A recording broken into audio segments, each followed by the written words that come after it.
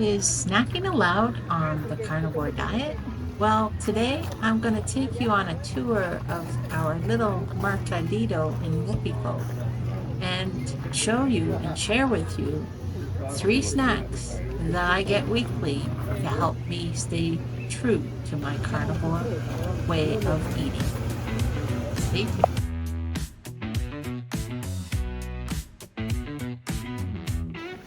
Hey Carnivore Tribe, welcome back. Have you ever had one of those days where you're ready to drop everything and head to the beach? Same. That's why I always have quick, easy to grab, satisfying snacks ready in the freezer or the fridge. When you're doing the carnivore way of eating, fueling your body right is key. Listening to what it needs and making sure you're never caught, off guard, don't have something to nibble on, don't have something to eat. And a great snack should double not only as a snack, but as a meal to keep you energized through your day and fit into, a busy life, a spontaneous life, a life close to the beach.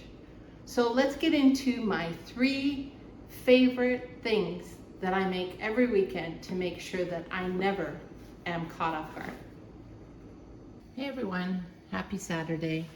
I know you know how to do eggs, but I just thought I'd share a comparison of what it cost me in Mexico here for 30 eggs, a tray like this. I just went to the market, the new ones in the fridge. And interestingly enough, we don't need to keep them in the fridge because they don't wash them here.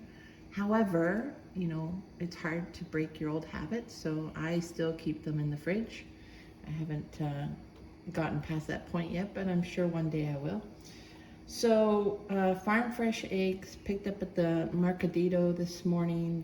The farmers come out every Saturday morning, have a whole spread of beautiful vegetable, fruits, eggs, and they know Brenda, solo huevos, only eggs. This tray cost me cost me 150 pesos, so for 30 eggs. So that roughly for this whole tray, that would be about $7.41 US, and about 10.65 Canadian. Oh, normally I don't wait to put these in so late. See what happens when you go live. So normally I put these eggs in cold water. Hopefully they won't break. I also end up adding a little bit of vinegar just to try to help them from not breaking. Vinegar is a staple in Mexico for cleaning everything, but also for cooking eggs. I get these eggs, like I said, for about $7.41 US for the 30 eggs, farm fresh, and it works out to about $10.65 Canadian, and about $11.75 if we're talking Australian dollars. So it just gives you an idea of really how cheap eggs are here. Everything else, like I'm sure in your country, has skyrocketed in price. But in Mexico, even though eggs have gone up, I find, because when we first moved here, I don't know, or came here at least 8 years ago, eggs for 30 eggs, it was 80 pesos, so half the price. And even though eggs have gone up, in comparison to everything else, eggs are still very reasonable. I see I broke an egg already. That's okay, it'll still be good. So I typically bring this pot of water. I'm doing a little bit more today than I do normally. I typically bring this pot of water to boil, and then I'll shut it off, let it rest with a lid on for about 6 minutes, and then those eggs are done. And this is all part of my weekend prep. I usually do this Saturdays right after the market. I use the old eggs because I used to use like fresh eggs right away, boil them, perfect time, everything, ice them down after, and every single one of them would be so hard to peel. So I used to do this like every Saturday with a batch of fresh eggs, thinking like that's good for me. But every single egg that I tried to rip apart, like take the shell off, it would take like a quarter to half the egg with it, and it was frustrating. So a friend of mine told me about, use older eggs. So now I try to buy a tray every week, and if not two, depending on how many eggs I'm eating. And then I always am cognizant of which ones are the older ones. And even at times I might say, okay, I have half a tray from last week left over still. So I'll get another new tray, and that tray I'll start eating my breakfast with and stuff like that. And when I'm ready to do my prep for the week, I'll use the older tray of eggs. And it's worked like a charm. I literally can peel an egg right out of the fridge or in a baggie that's going with me on a road trip and have it an hour later, and they peel like perfection. It's so easy to get the shell off. So yeah, I know eggs aren't a big deal, aren't a hard thing to cook, but just little tips and tricks that can help us are golden. So I really appreciate her telling me that. So I'll let these eggs boil. Once they boil, I'll put a lid on, I'll shut the burner off, and I'll leave them there for a 6-minute timer. And then once that 6 minutes is done, I throw them into an ice bath, and then I throw them into my fridge. And then I have an easy grab snack whenever I need it. Let's get on to the next snack. So brown butter bites are another of my go-to snacks in the week. This is a very important staple in my diet in order to get in enough fats. So I just take a whole, as you can see, a whole bar of butter, cold from the fridge, and start melting it down. I work with a gas stove, so it gets quite hot even on a low setting, so I don't have it on high right now, and it's still gonna bubble for me. So it's very important that I watch this. And I've never timed it, but it's something that you just really can't walk away from. And maybe in the first 2 minutes, sure. But actually, let me set a timer and we'll see.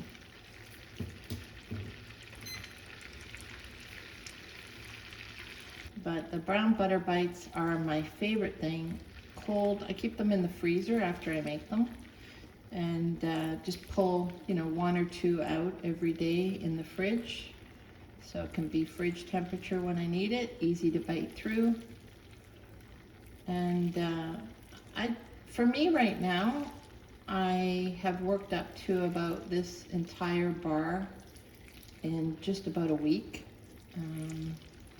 which isn't too bad. And it's just really important to listen to your body. Again, it's the number one thing that we all need to learn. And I had a crash course in it with my adrenal fatigue. But it's really important that we listen to our body. And as I'm having either a tallow bar, which I won't include in this video, but I'll do a recipe video for that down the road. It's really important to know, like, if my bowels are getting loose, it's like, okay, time to back off the butter a little bit. And the opposite is, if my bowels seem to be getting a little hard to pass, then I know I'm not eating enough fat, so I go grab a few more butter bites.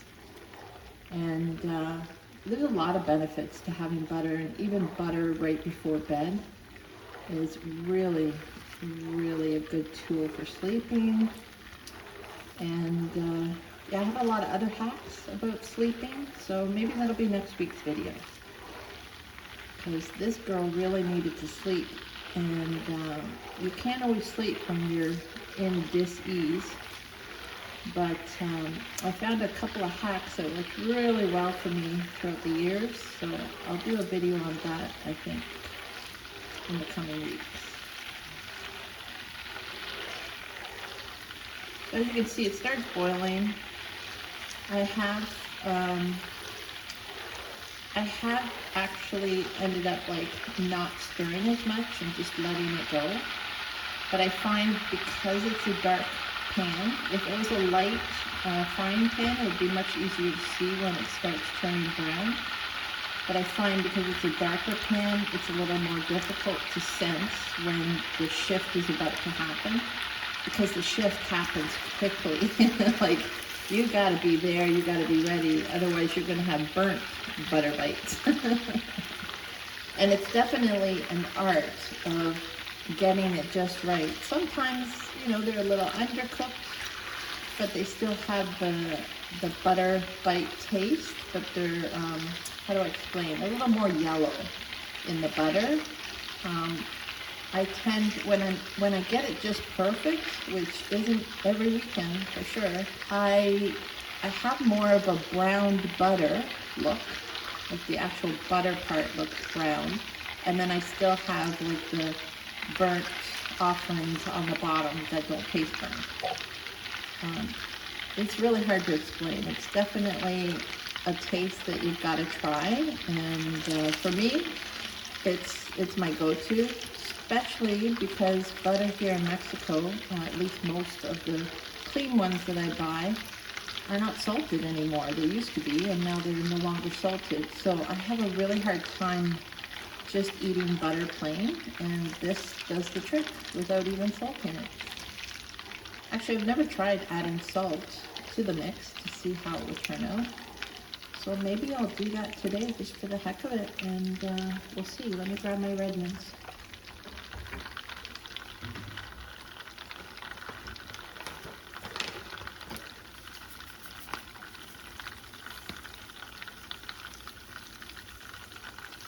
See what that does. That's a new experiment. I always love to experiment. Hopefully it's not a flop. Oops. Definitely feels more gritty now that I've added that salt. Normally it's a nice smooth feeling on the bottom of the pot. So it'd be interesting to see what that does to the mixture. You can see it's starting to turn a little bit of golden brown right now. But that's just going to be the burnt offerings on the bottom. You can see, like when I go quick, it's brown on the bottom of the ladle, but the top butter is still yellowy and clear. So it definitely needs a little bit more, but again, it gets so close that I'd rather not burn the whole. So now you can see it's really starting to get dark. I'm gonna shut it off because the heat from the gas stove is so great compared to a normal stove top, and it'll still give heat when it's off because of the elements so hot.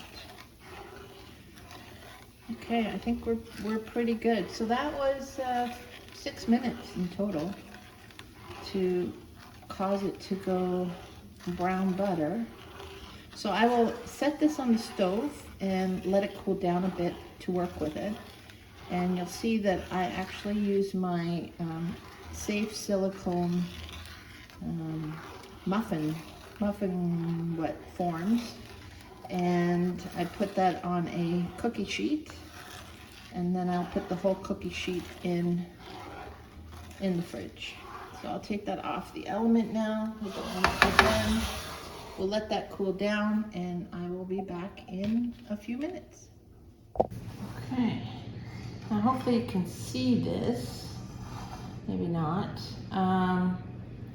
but I think it's absolutely, it might be perfect this week. So I just spoon them into every container. I try, there's some, you can see there's some brown goodness on the bottom. It's almost like bacon bits, but it's burnt butter.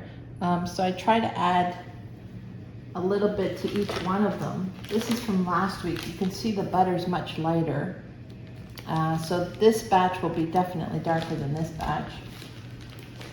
But you can see on the bottom, those are the brown butter bite offerings, I like to call them. And it gives it just, I don't know. I don't even know how to explain the flavor, but there's a, almost a sweetness to it in a sense, like you're having a treat. So it definitely fools my brain into thinking I'm having a treat, and it also, you know, does a lot with our hormones that makes our body think we're getting a treat as well. So I definitely, this is on my list to make every single weekend, and is definitely one of my go-tos, and I hope it will be yours too. Okay, so basically in like let's say less than 10 minutes, I've made these 12 butter bites ready to be put in the fridge.